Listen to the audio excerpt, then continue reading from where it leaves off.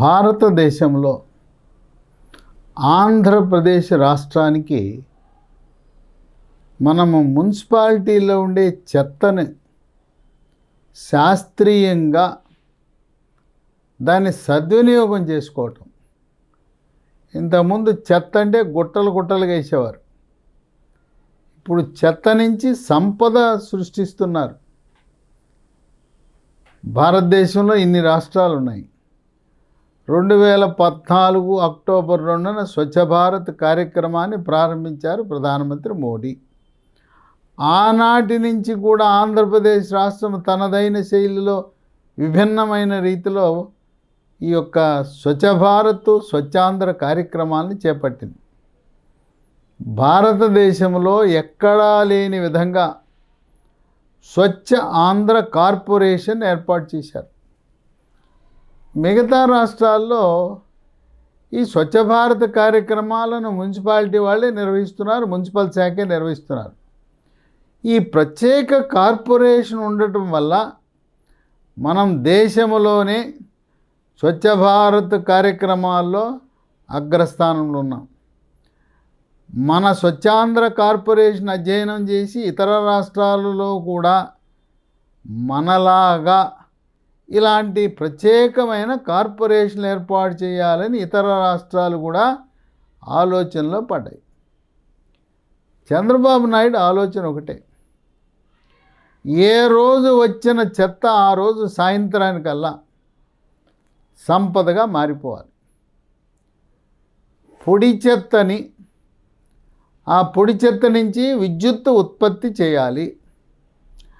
తడి చెత్త నుంచి కంపోస్టు, బయోగ్యాసు, ఈ రెండు కూడా ఉత్పత్తి అవ్వాలి.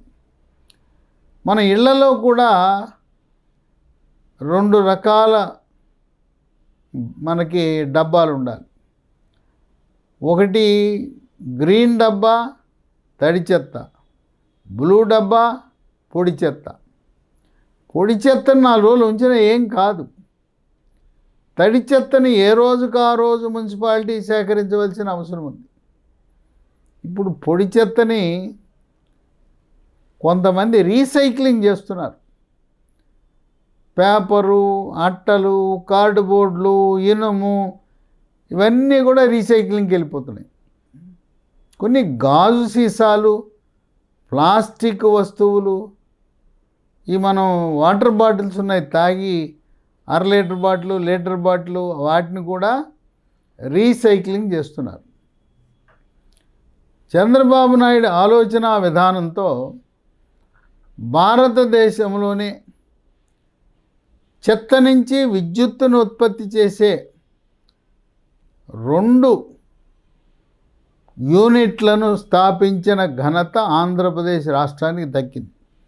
ఇది ఇప్పుడు కాదు, ఆయన 2014 స్వచ్ఛ భారత్ ప్రారంభించినప్పుడు ఆంధ్రప్రదేశ్ రాష్ట్రానికి, విభజిత రాష్ట్రానికి మొదటి ముఖ్యమంత్రిగా ఉన్నప్పుడే ఈ కార్యక్రమాన్ని చేపట్టారు. గుంటూరులో ఒకటి, విశాఖలో కాపురుప్పాడలో ఒకటి 2 చెత్త నుంచి విద్యుత్తును ఉత్పత్తి చేసే ప్లాంట్లను జిందాల్ వారి సహకారంతో ఏర్పాటు చేశారు. ఈ 2 చోట్ల కూడా విశాఖపట్నంలో ప్రతిరోజు 1200 టన్నుల చెత్త విద్యుత్తుగా మారుతోంది. గుంటూరులో 800 టన్నుల చెత్త విద్యుత్తుగా మారుతోంది. కష్టకాలంలో విద్యుత్తు కొరత ఉన్నప్పుడు ఈ ప్లాంట్ల నుంచి వచ్చే 32 మెగావాట్ల విద్యుత్తు రాష్ట్రానికి ఒక వరంలా మారింది. అయితే జిందాల్ కంపెనీ వారు పెట్టుబడి పెడతారు, రాష్ట్ర ప్రభుత్వం పెట్టుబడి ఏముండదు. ఒక ఖాళీ స్థలం ఇస్తారు, మున్సిపాలిటీ నుంచి వచ్చిన చెత్తని అక్కడ వరకు, ఎక్కడ విద్యుత్ ఉత్పత్తి ప్లాంట్ వరకు రవాణా చేసే బాధ్యత మున్సిపల్ శాఖకు ఉంది. అలాగే వారు ఉత్పత్తి చేసిన విద్యుత్తుని ఈ మన రాష్ట్ర ప్రభుత్వం కొనుగోలు చేయవలసిన అవసరం ఉంది. పెట్టుబడి లేదు, మన చెత్త ఇస్తాం, విద్యుత్తును కొనుగోలు చేస్తాం.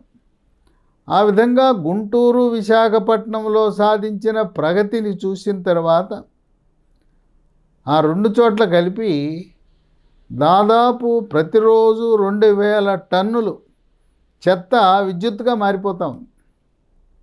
ఇంకా రాష్ట్రంలో మిగిలింది 7000 టన్నులు.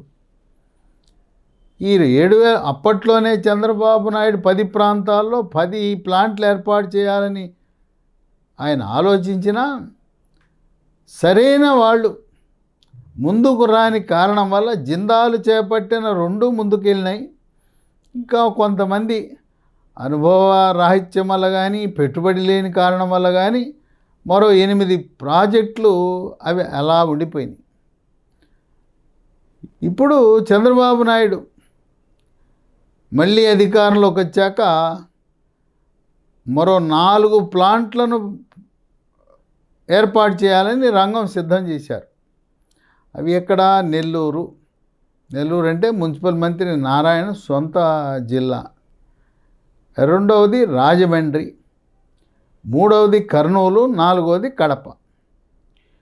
ఈ 4 ప్లాంట్లలో, చెత్త నుంచి విద్యుత్తును ఉత్పత్తి చేసే ప్లాంట్లలో 4500 టన్నుల చెత్తను ఉపయోగించి 44 మెగావాట్ల విద్యుత్తును ఉత్పత్తి చేయొచ్చు.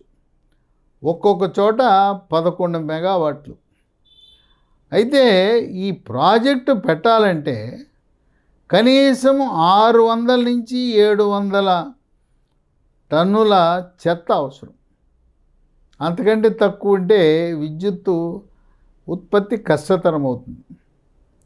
ఇదిలా ఉంటే రిలయన్స్ కంపెనీ వారితో ఒప్పందం కుదుర్చుకుని కంప్రెస్డ్ బయోగ్యాస్ ప్లాంట్లను 1,65,000 కోట్లతో అది ఏర్పాటు చేయడం విశేషం.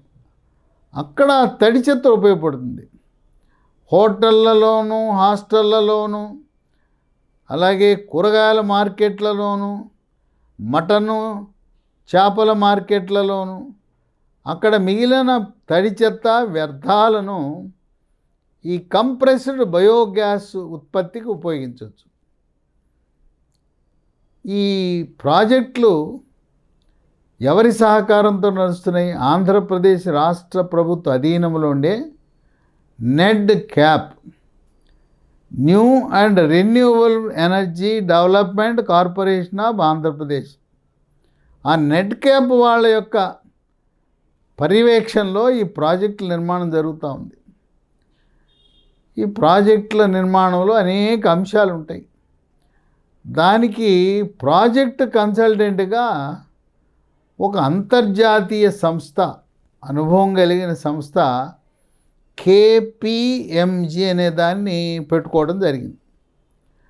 వాళ్ళ పని ఏంటి? KPMG వాళ్ళ పని బిడ్ డాక్యుమెంట్లు తయారు చేస్తారు, టెండర్ డాక్యుమెంట్లు తయారు చేస్తారు, రిక్వెస్ట్ ఫర్ ప్రపోజల్ అంటారు. అలాగే కొన్ని ఈ ఉత్పత్తి చేస్తామని ముందుకొచ్చిన కంపెనీ, ప్రభుత్వానికి మధ్యన కొన్ని ఒప్పందాలు ఉంటాయి. ఆ ఒప్పందాలని సాంకేతికంగా కన్సెషన్ అగ్రిమెంట్ అని, అక్కడ ఉత్పత్తి అయిన విద్యుత్తుని కొనుగోలు చేసేదాన్ని PPA అంటే పవర్ పర్చేజ్ అగ్రిమెంట్ అని. దీనికి పారదర్శకంగా అన్ని కంపెనీలకు అవకాశం ఇచ్చే విధంగా టెక్నికల్ బిడ్ అంటే సాంకేతిక పరిజ్ఞానం ఈ కంపెనీకి ఉన్నదా లేదా, అనుభవం ఉన్నదా లేదా, చేయగలరా లేదా అనే అంశాన్ని పరిశీలిస్తారు. ఆ తర్వాత ఆర్థికపరమైన అంశాలతో కూడుకున్న ఫైనాన్షియల్ బిడ్, విద్యుత్తు ఏ రేటుకి ప్రభుత్వానికి అమ్ముతారు అనే అంశం పరిగణలోకి వస్తుంది. ఇవన్నీ కూడా KPMG అనే సంస్థ ప్రభుత్వానికి సహకరిస్తూ, మున్సిపల్ శాఖకు సహకరిస్తూ మొట్టమొదటి దీన్ని విడివిడిగా వేశారు టెండర్లు. నెల్లూరుకు వేరే, రాజమండ్రికి వేరే, కర్నూలుకు వేరే, కడపకు వేరే. నెల్లూరులో ఉన్న టెండరు ఫైనల్ అయింది, ఆ ప్రక్రియ అంతా ముగిసింది.